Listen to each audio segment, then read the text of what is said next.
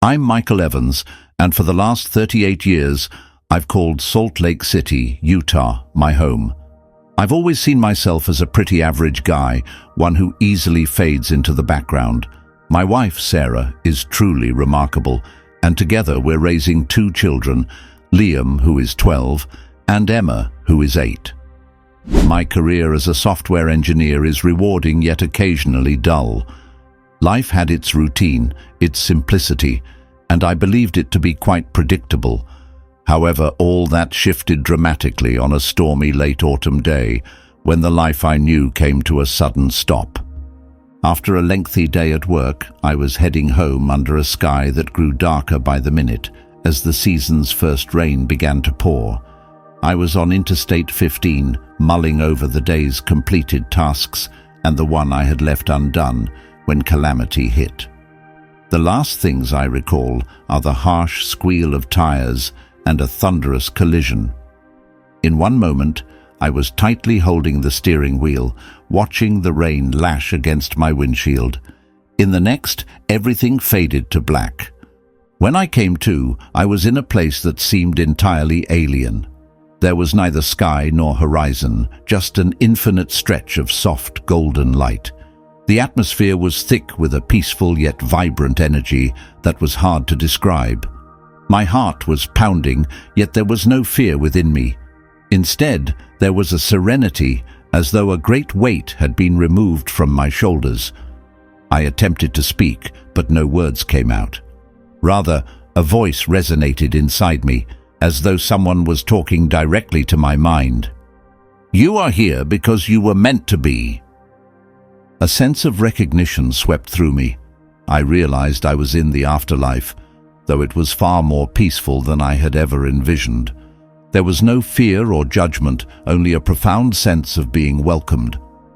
I started to walk, my steps making no sound on the ethereal, soft ground beneath me. As I moved forward, I saw figures in the distance, shadowy and translucent, human in form but with indiscernible faces. Suddenly, I was not alone. A figure emerged from the mist, a woman with a presence that was both luminous and warm. As she approached, her features became clear, dark, shoulder-length hair, and eyes brimming with kindness. When our eyes met, I immediately recognized her, Princess Diana. I was utterly stunned. Time seemed to halt, and there was nothing else in that moment but her, Princess Diana, the Princess of Wales, whose life and tragic end in 1997 had captivated the world. Meeting her here, in this surreal place, was the last thing I had expected. She greeted me with a gentle smile, her expression serene, free from any traces of the sadness or pain that had touched her earthly life. Here, she appeared unburdened, radiant. "Michael!" Her voice reached me, musical yet commanding. "I have been waiting for you."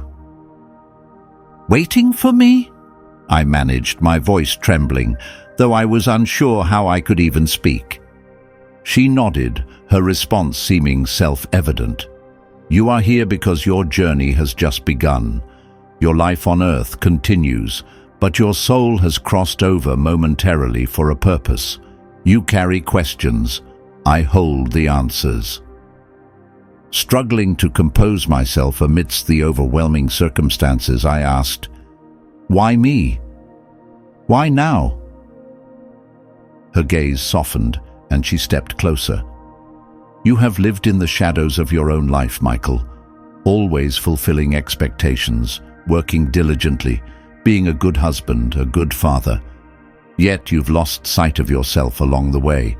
You ceased to ponder the deeper questions, to seek meaning beyond everyday life. You were content, but not complete. Your soul craved more." Her words resonated with me profoundly, as though she had seen into my core, uncovering the concealed aspects of my spirit. "But how did you know?" I whispered, barely audible. Princess Diana beamed, her gaze filled with empathy. "I understand because I've been in your shoes. I, too, traverse the world in search of meaning and answers. Now that I've found them, I'm here to share my discoveries." She clasped my hand, and a wave of vitality surged through us.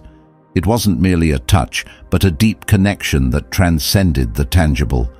Her wisdom and experiences, her joys and sorrows, all that she had faced flowed into me. Despite the challenges of her mortal life, she had risen above them. Here, she was free from the worldly struggles. "Michael," she spoke with a calm and caring tone, "you are part of something far greater than you realize. You didn't arrive here by chance. Your soul has a mission, one you're still to fully grasp." A flood of warmth and unconditional love enveloped me. It was a celestial kind of love, an all-encompassing embrace that stirred a deep yearning within me. This love had the power to mend the broken, dispel doubts, and open up a realm of possibilities. "You must return," she continued, breaking the tranquil silence. "Your journey on Earth isn't complete, but now you face a decision. You can either continue in your usual comfort, or you can embrace your true calling. The decision rests with you, Michael." I nodded, momentarily lost for words. The enormity of what I had witnessed, the woman who had once been royalty, who had endured such upheaval and sorrow, was now bestowing upon me a gift that seemed more precious than any I had ever known. "Remember, Michael," her voice grew tender, "you are never truly alone. Love guides you, and you always have the choice to reciprocate that love." As she spoke, she began to dissolve into the mist, her form blending with the surrounding light. Her last words lingered in my mind as I felt myself being drawn back to the familiar world. I awoke in a hospital bed, surrounded by the incessant beeping of machines and the clinical scent of antiseptic. As I blinked my eyes open, the sterile tang of freshly laundered sheets mingled with the faint aroma of the room. The steady beeps and muffled footsteps echoed down the hallway. I felt the heaviness of the blankets and a tingling numbness in my limbs, slowly fading as the anesthesia wore off. I was alive, yet transformed. The vision, the serenity, Princess Diana's sage advice, it all remained with me, shaping my actions in ways I was still unraveling. In the days that followed, I started with small adjustments, spending more time with my family, seeking deeper significance in my work, and striving to stay mindful. I sensed a grander mission awaiting me, one I had yet to fully discover. This wasn't just about survival, it was about living purposefully. The path ahead would be challenging, yet I was reassured by the knowledge that I was not on this journey alone. The love, the wisdom, the connection I had experienced in that ethereal golden realm would accompany me for life. Princess Diana's words transcended mere guidance. They were a call to action, and I was prepared to respond. After waking up in the hospital, everything felt surreal. The medical team marveled at my recovery from the severe accident, discussing it as nothing short of a miracle. Yet they had no inkling of the profound experience that had unfolded beyond their medical charts. How could they comprehend the visions and emotions from that otherworldly realm? As time passed, I managed to return home, yet everything appeared hazy, as if cloaked in a soft filter. My home, my children, even Sarah seemed both known and distant. Struggling to slip back into normalcy and my work routine, I found myself changed. The profound messages from that luminous place haunted me, especially Diana's reminder that I was part of a grander scheme. It became impossible to disregard my experience and revert to my former life. The old Michael, content with predictability and routine, had transformed. Yet the direction forward remained murky. A week later, the need to address this change compelled me to take an unusual day off.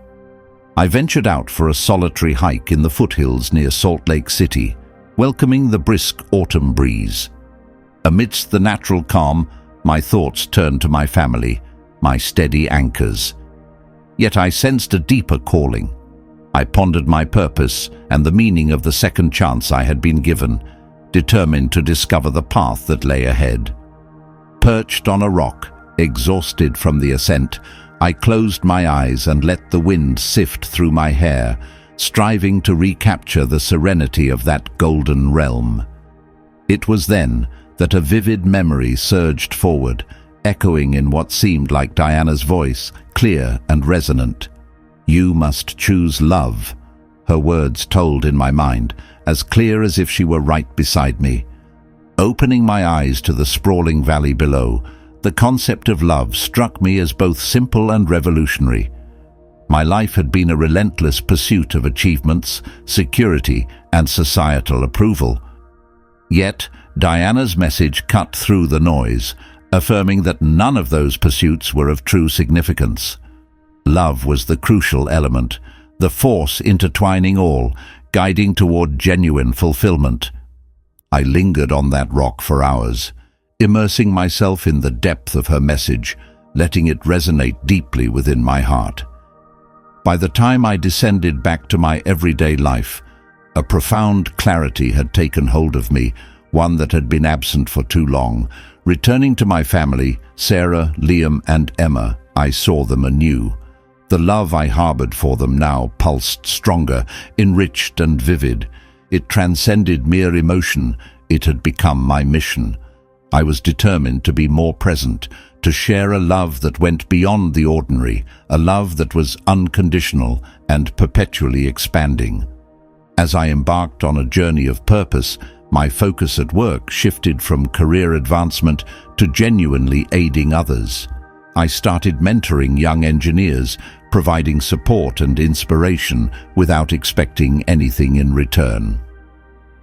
My weekends found me volunteering at local shelters, offering assistance to those less fortunate, and dedicating myself to causes that aligned with my new understanding of love and community.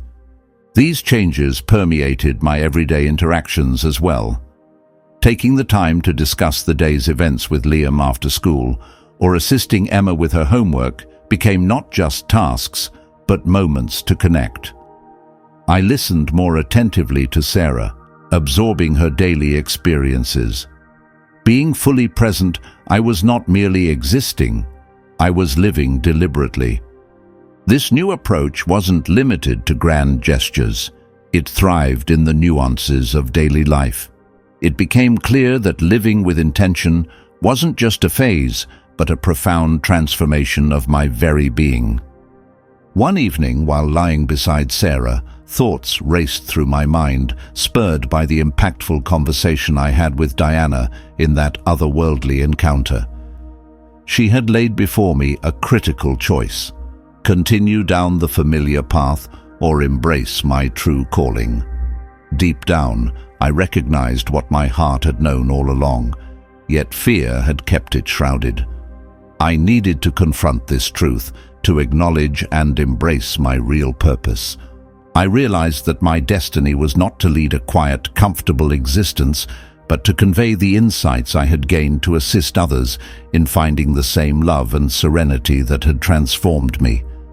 Diana had offered me a glimpse into a broader reality, a gift too precious to keep to myself. I turned to writing as my medium of sharing. I began to journal my thoughts, detailing the profound lessons from Diana, my experiences in that transcendent space, and the overarching importance of love. Gradually, my writings evolved into public speeches.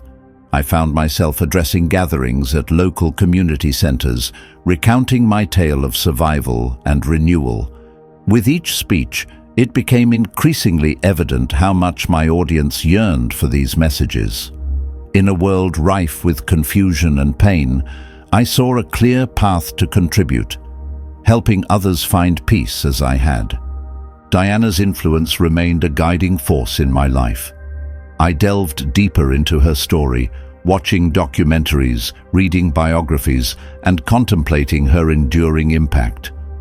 The more I learned, the more I recognized how her life mirrored the journey of her soul, her commitment to healing and spreading love amidst formidable challenges.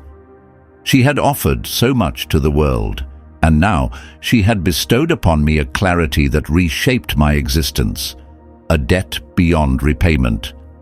I felt in a profound sense that I was now an extension of her mission, tasked with propagating the ethos of love and connection. Every interaction, every act of kindness I performed seemed guided by her spirit. It was not just her memory that accompanied me, but the pervasive energy of love she embodied. This was the legacy she passed on, and now it was my responsibility to share this ultimate gift of love with the world.